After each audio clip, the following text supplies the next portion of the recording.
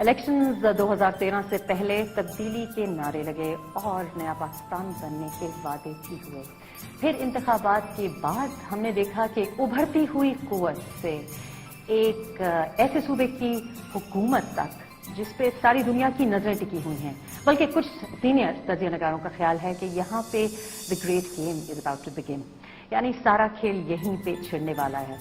ایسی ایک پارٹی جو کہ انصاف کنارے بلند کرتی ہے اور اکاؤنٹیبلٹی مانگتی ہے، کیا اپنا بھی احتساب کر رہی ہے کہ نہیں؟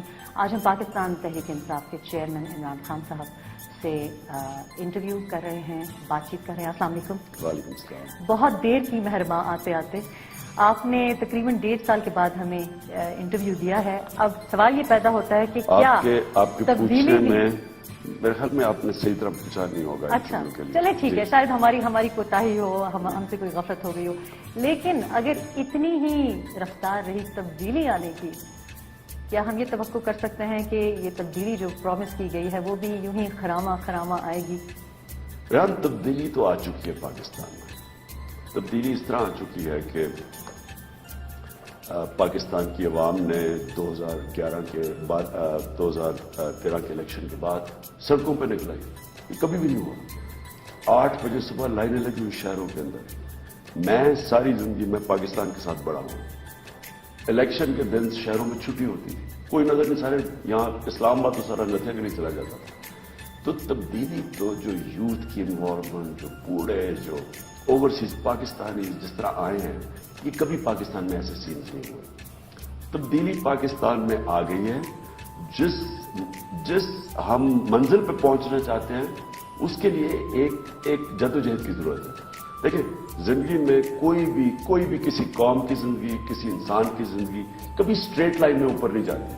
وہ اوپر جاتی ہے پھر نیچے آتی ہے، پھر اوپر جاتی ہے نیچے آتی ہے. یہ اسٹرگل کا ایک حصہ ہے. تو ہم اب 11 مئی کو 2013 کو اوپر گئے. بہت بڑا اس ملک سے دھوکہ ہوا الیکشن کے نام پہ. وہ نیچے آئے، لوگوں کی ایکسپیکٹیشنز نیچے آئیں. 1 سال ہم نے انتظار کی لیگل طریقوں سے انصاف مانگنے کے لیے. Supreme court, election commission, election tribunals, parliament, اور 2100 کا وائٹ پیپر پروڈیوس کیا ثبوت کے ساتھ. جب کسی نے ہمارا نہ سنا پھر سڑکوں پہ آئے، اور اب سڑکوں پہ رہیں گے تب تک کہ یہ انویسٹیگیٹ نہ کریں کہ 2013 کے الیکشن میں کتنا بڑا فراڈ ہوا، کون ذمہ دار تھے، ان کو سزائیں دیے جائے. جب تک اب مجرموں کو سزائیں نہیں دیتے کرائم ختم نہیں ہوتی. کرپشن پاکستان میں کبھی بھی ختم نہیں ہوگی کیونکہ احتساب ہی نہیں ہوتا. ان کا احتساب کریں، اور اس کے بعد الیکٹرل لاز جو ہم نے تجویز دی ہے 11 مئی کی یہ جو اسلام آباد کی فنکشن میں، کہ کیا طریقے ہیں کہ ہم بہتر الیکشن کروا سکتے ہیں. اور اس کے بعد یہ جو اسٹرگل ہے نا، یہ اس طرح جاتے نیچے ہے، پھر ہم ایک دم اوپر چلے جائیں گے. لیکن آپ کو کس پہ اعتبار ہے اس وقت؟ کس پہ بھروسہ ہے؟ کس طرح سے جس الیکٹورل ریفارم کی آپ بات کر رہے ہیں، جو آپ نے گزشتہ دنوں جلسے میں سامنے پریزنٹ کی ہے، وہ تو میرا خیال ہے اس سے تو کوئی بھی انکار نہیں کر رہا، اس سے تو کوئی بھی منحرف نہیں. لیکن طریقہ کار کیا ہوگا؟ اب شارٹ ٹرم اسٹریٹجی کے لیے تو آئی کین سی کے پریشر پالیٹکس ول ورک، کہ احتجاج کریں، سڑکوں پہ چلے آئیں. لیکن اگر یہ طویل ہو گیا اور سڑکوں ہی پہ احتجاج رہا تو کیا آپ ایک تیسری قوت کے لیے راستہ نہیں بنا رہے؟ سٹنگ گورنمنٹ کی تنقید کرے، تاکہ یہی تو ہوتی ہے ڈیموکریسی کی خوبی، کہ تنقید ہوتی ہے گورنمنٹ کو، اس کو ٹوز پہ رکھنے کے لیے، اس کے اوپر پریشر ڈالنے کے لیے. مثلا ہمارے احتجاج سے ایک فائدہ کیا ہوا؟ لوڈ شیڈنگ کم ہوگی. لیکن آپ کے احتجاج کے جلسے میں پیچھے بینرز لگے ہوئے تھے مہنگائی کے، لوڈ شیڈنگ کے بھی اور بے روزگاری کے بھی، لیکن آپ نے، پاکستان تحریک انصاف کے چیئرمین نے ان کو ٹچ نہیں کیا، بلکہ دہشت گردی جو کہ ہمارا سب سے بڑا مسئلہ ہے اس کو بھی آپ نے نظر انداز کر دیا. آپ میری تقریر غور سے، میں وہاں پہ کھڑی ہوئی تھی، میں نے بڑے غور سے روزگاری کو ٹچ کیا، میں نے لوڈ شیڈنگ کا اور یہ جو بجلی کی قیمت مہنگی اس کو ٹچ کیا، مہنگائی کو ٹچ کیا، اور کنیکٹڈ ود بے روزگاری.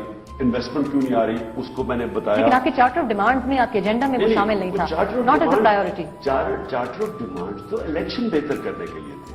لیکن جو شروع میں نے اصل میں کہنے کی یہ کوشش کر رہا تھا کہ اگر ایک گورنمنٹ پبلک کی ووٹ سے نہیں آتی، دھاندلی کر کے آتی ہے، پیسہ خرچ کے آتی ہے، ایک میڈیا ہاؤس کو اپنے ساتھ ملا کے میچ فکس کر کے آتی ہے، آر اوز کو ساتھ ملا کے آتی ہے، वो अवाम की खिदमत नहीं करेगी। मेरा पॉइंट सारा ये है कि जितनी बेहतर जमहूरियत उतनी अवाम के अंदर खुशहाली, क्योंकि वो अवाम की वोट से आए होते हैं, उनको खौफ होता है कि अगर बिजली महंगी हुई ये ना हुआ तो अवाम निकाल देगी। लेकिन अगर मुझे पता हो, जो स्टालिन ने जो डिक्टेटर था रूस का, उसने जो कहा था कि ये नहीं फर्क पड़ता कि वोट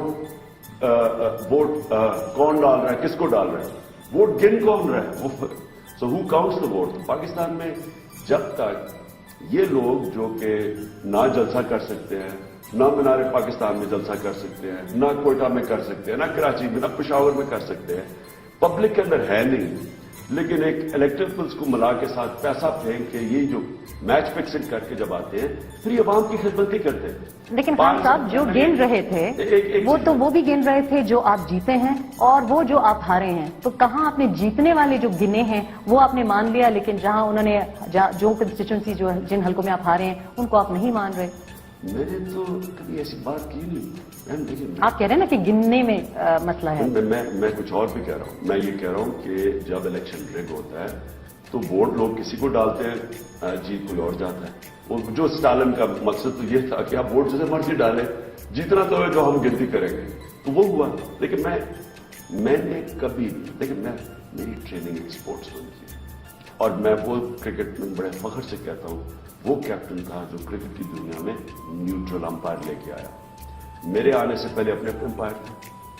आप जब बाहर जाते थे आप जीत नहीं सकते थे, उनके अंपायर मदद करने आ जाते थे। आपके मुल्क के अंदर वो आप जीतते थे, वो कहते थे आपके अंपायरों ने जिता दिया। पे रहे हैं कि जो भी आपकी तजवीजें मिलकर एक इलेक्शन प्रोसेस ऐसा बनाए कि जो भी हारे सब मान लें जी मैं हार गया हूं, जो जीते उसको हम सारे जाके हाथ मिलाएं कि आप जीत गए। स्वाय 1970 के हर इलेक्शन में, स्वाय 70 के हर इलेक्शन में जो हारता है वो कहता धांधली होगी। हिंदुस्तान में नहीं होता, इंग्लैंड यूरोप में नहीं होता।